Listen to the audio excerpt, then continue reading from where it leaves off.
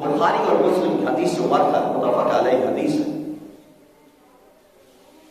بنی اسرائیل کی قوم کا ایک شخص تھا. حضور سید عالم صلی اللہ علیہ وسلم نے فرمایا کہ بنی اسرائیل کی قوم کا ایک شخص تھا.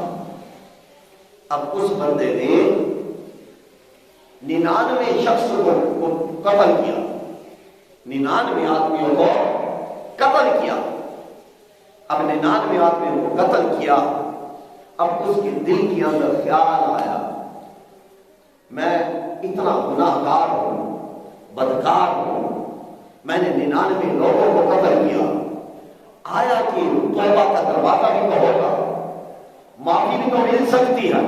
وہ کسی عالم کے پاس گیا، اس کو کہنے لگا میں نے 99 شخص کو قتل کیا، آیا کہ میری بخشش ہو جائے گی، میری مغفرت ہو جائے گی.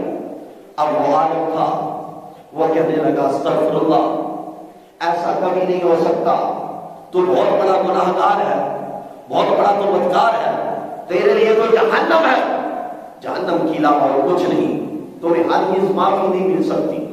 اب اس نے 99 تو پہلے ہی قتل کر چکا تھا، اب ایک اس عالم کو بھی قتل کر دیا، 100 کا عدد مکمل کیا. اور یہ حدیث بخاری اور مسلم شریف کی کہ 100 کا عدد اس نے جب مکمل کر چکا پھر نکلا اسی راستے پر. اب پھر اس ایک اور عالم سے اس کی ملاقات ہوئی. اب اس عالم کو کہا کہ میں نے 99 شخص کو قتل کیا اور ایک عالم کو قتل کیا، 100 کا عدد میں نے مکمل کیا، آیا کہ میری بخشش ہو سکتی ہے کہ نہیں؟ اب وہ عالم تھا، وہ عالم بھی اللہ والا عالم تھا، وہ عالم درویش عالم تھا. وہ کہنے لگا ہاں تمہاری بخشش ہو سکتی ہے، تمہاری بخشش ہو سکتی ہے. ان کا کیسے؟ ان کے ایسے ہے کہ یہاں سے کچھ دور ایک بستی ہے، اس بستی میں اللہ والے رہتے ہیں، اس بستی میں نیک لوگ رہتے ہیں، ان کے پاس چلے جاؤ، وہ رب کی عبادت میں مصروف ہے، رب کی اطاعت میں مصروف ہے. تم بھی جا کر اس کے ساتھ ان لوگوں کے ساتھ عبادت میں مصروف ہو جاؤ اور اپنی توبہ کرا لو، اور ہاں پھر دوبارہ پلٹ کر واپس نہ آنا، پھر دوبارہ پلٹ کر اپنے گاؤں نہ آنا، ہمیشہ ہمیشہ کے لیے وہیں رہ جانا، وہیں ان کے ساتھ عبادت میں مصروف ہو جانا. تو یہاں گڑ گڑائے گا، یہاں روئے گا، پتہ نہیں وہ میری سنے گا یا نہیں سنتا. ویسے تو رب کائنات ہر آدمی کی آواز سنتا ہے. رب کائنات نے قرآن مجید میں سب فرمائے کہ میں سب لوگوں کی آواز کو سنتا ہوں، مگر بات جو ہے وہ یہ ہے کہ نداء دی جائے جب رب کائنات کو نداء تو وہ سنتا ہے، مگر جب نداء پیش کی جائے تو رب کائنات دیکھتا اب یہ کس کی طرف سے آئی ہے، اب میں جو کر رہا ہے اس کے ساتھ کون جڑا ہوا ہے، تعلق کس کے ساتھ ہے. رب تو سنتا ہے.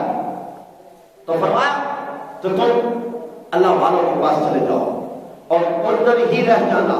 اور خود حضور سید عالم صلی اللہ علیہ وسلم نے فرمایا صحابہ کرام کو، اے میرے صحابہ جب بھی دعا کرو تو دعا سے پہلے تم لوگ کیا کرو، درود و سلام پڑھا کرو، درود پڑھا کرو، تاکہ تمہاری دعا ڈائریکٹ رب کائنات کی بارگاہ میں جائے. ایسا نہ ہو کہ تم لوگ دعا مانگو اور درود نہ پڑھو تو تمہاری دعا زمین اور آسمان کے درمیان میں رہ جائے.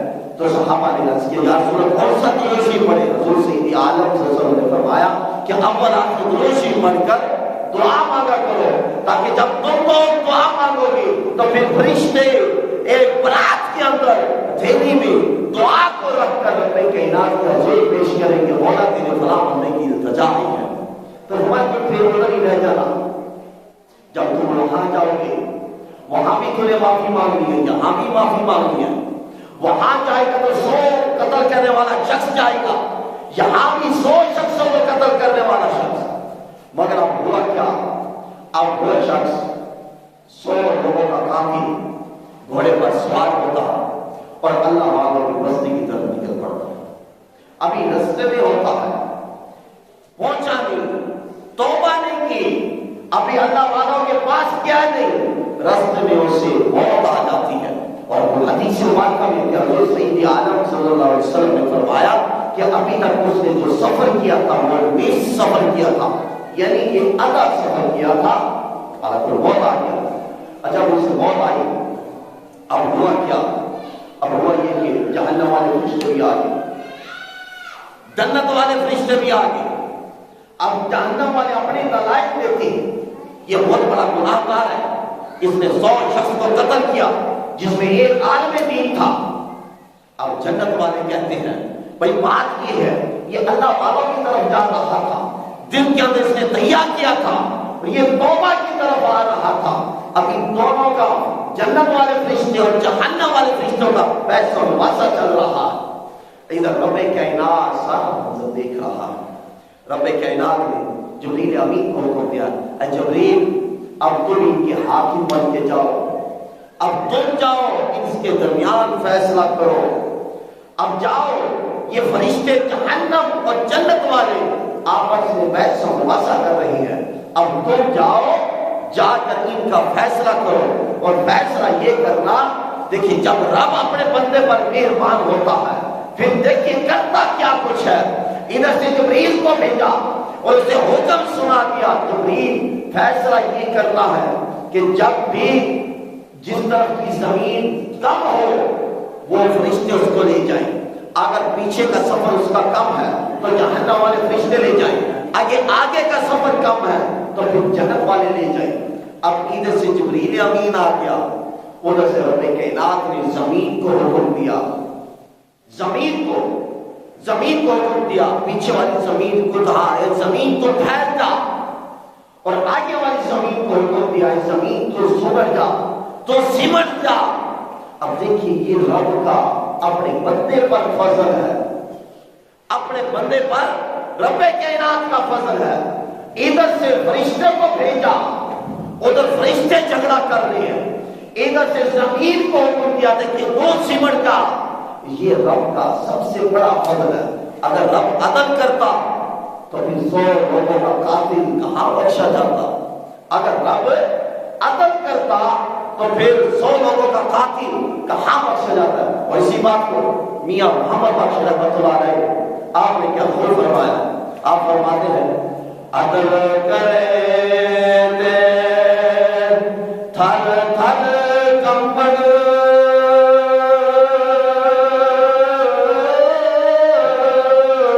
اچھیاں شانا والے تے فضل کرے تے بخش جان میں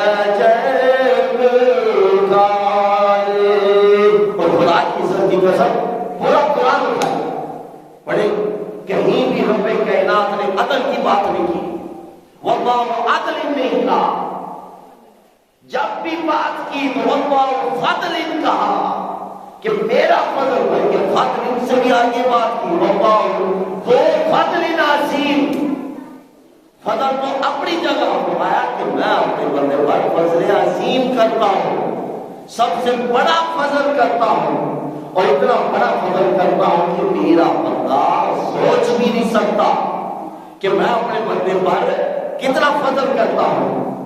اب ادھر جبریل امین آئے، آ کر کہا کہ بھی بات ایسی ہے تو لوگ زمین کی نمائش کرو، جس طرف کی زمین کم ہو وہ فرشتے اس کو لے جائیں۔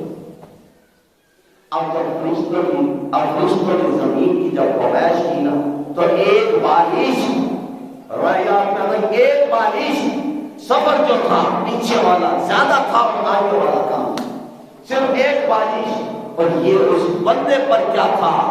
رب کے اپنے بندے پر رب کائنات کا یہ فضل تھا، اور ہم بھی اسی امید پر ہے کہ قیامت کے دن رب کائنات کا ہم پر رب کائنات ہم پر اپنا خاص فضل فرمائے، خاص رحمت فرمائے۔ عدل کی بات کو کوئی نہیں کر سکتا، اگر عدل کیا جائے تو ہم وال برابر بھی ہم حساب و کتاب نہیں دے سکتے، وال برابر بھی حساب و کتاب نہیں دے سکتے۔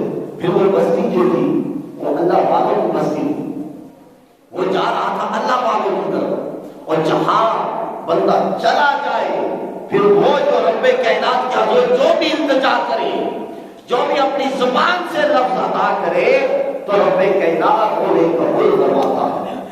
گویا یہ حدیث بخاری شریف، اس حدیث سے کیا پتہ چلتا ہے کہ آدمی جتنا بھی گناہگار ہو، جتنا بھی سیاہکار ہو، جب صدق دل سے اس کی بارگاہ میں آ کر جھک جاتا ہے، پھر جب رب کو پکارتا ہے، ندا دیتا ہے، تو توبہ کرتا ہے تو رب کائنات اپنے بندے پر اپنا فضل کرتا ہے کہ اس کی توبہ کو قبول فرماتا ہے۔